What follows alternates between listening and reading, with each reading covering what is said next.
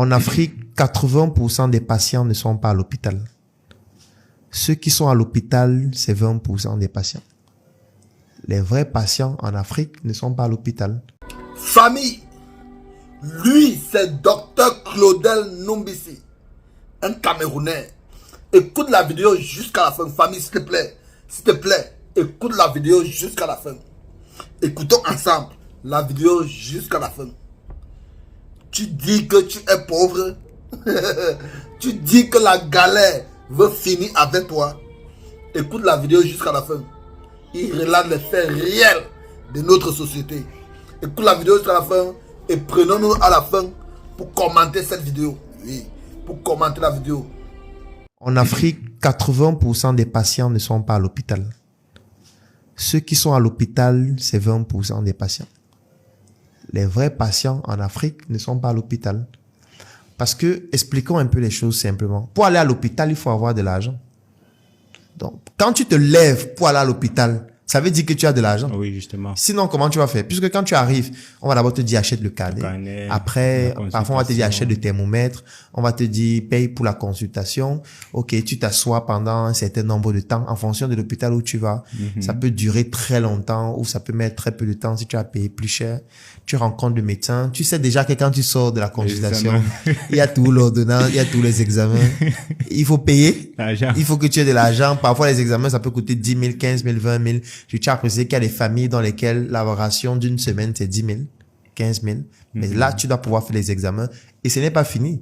Parce que quand on t'a donné l'ordonnance, on t'a demandé de faire les examens, tout va dépendre des résultats. Parce qu'en fonction du résultat de l'examen, on peut dire qu'il faut t'opérer.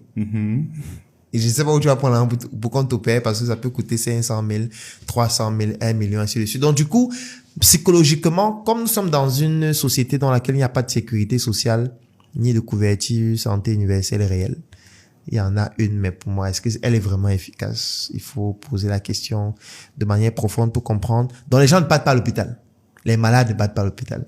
Donc, quand quelqu'un a un problème, il va boire le jus des feuilles de mangue, il va prendre les pépins de papaye, il va faire bouillir, il va boire, il va masser son dos avec l'os du gorille, il va se battre, tu vois.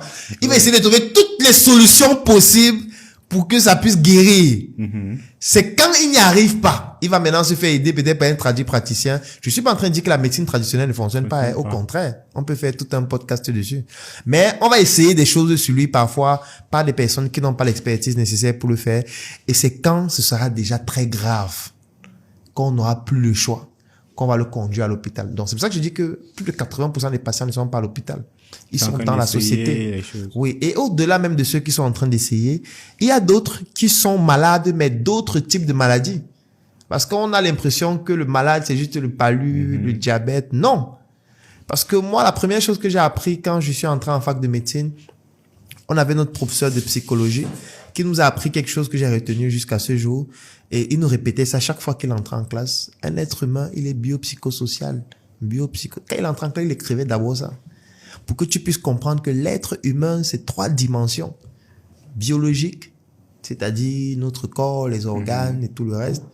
Psychologique, l'état d'esprit, et social, les interactions qu'on a avec les autres. Ça veut dire qu'on peut être malade sur le plan social, malade sur le plan biologique et malade sur le plan psychologique. Donc, la maladie, par exemple, sur le plan social, ça peut être quoi? Ça peut être la misère. Parce que si quelqu'un est misérable, si quelqu'un n'arrive pas à manger de manière convenable, parce qu'il n'a pas de moyens, parce qu'il n'a pas de travail, parce qu'il est au chômage, ça veut dire que la première conséquence, c'est quoi? Il n'arrive pas à bien manger. Quand il n'arrive pas à bien s'alimenter, ça va entraîner un problème biologique. Donc, on parle d'une maladie sociale qui entraîne une maladie biologique.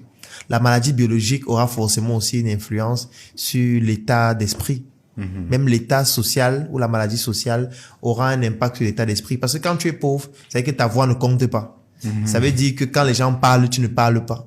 Ça veut dire que quand tu arrives dans un snack, on offre à boire, tu ne peux pas ouvrir le premier, puisque ce n'est pas toi qui as acheté. Mais tu as peur que si tu ouvres, on va dire que bon, comme tu as donc ouvert, c'est toi qui vas payer la facture. Donc du coup, tu es dans un état d'esprit dramatique. Ça veut dire que tu n'as aucune décision à prendre. Il y a un pasteur qui disait que quand tu es pauvre et misérable, il y a même certains types de positions que tu ne peux pas demander à ta femme de prendre.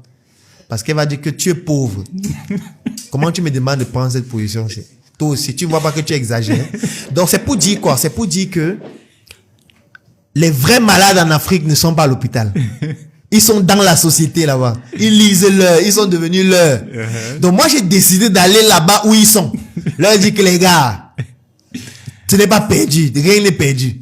Il y a encore des solutions. Et j'ai donc commencé à partager mes connaissances avec eux. J'ai commencé à partager mon savoir-faire avec eux. J'ai commencé à faire des choses pour leur montrer que si vous pensez que ce que je dis ne fonctionne pas, voici une preuve que ça fonctionne. Voilà un projet qu'on a fait. Voilà une marque de chips qu'on a lancée. Voilà une marque de textile qu'on a lancée. Voilà telle entreprise qu'on a fait. Vous voyez comment on l'a fait. Vous savez que vous pouvez aussi le faire. Parce que tant que vous allez rester dans la misère, dans la pauvreté, vous ne pourriez pas être en santé. C'est impossible d'être en santé. Il n'y a aucun paracétamol qui soigne la misère ou la pauvreté.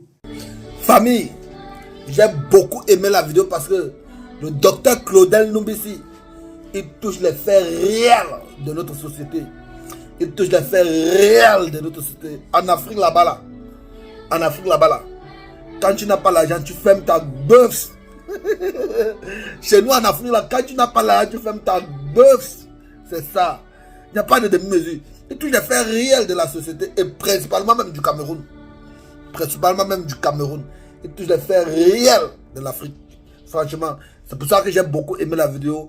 C'est pour ça que j'ai partagé la vidéo. Toi, dans les commentaires, dis-moi qu'est-ce que tu en penses de la vidéo. Est-ce que dit vrai? Est-ce que c'est une pure vérité ce qu'il a dit? Ou dans sa vérité, il a un peu exagéré?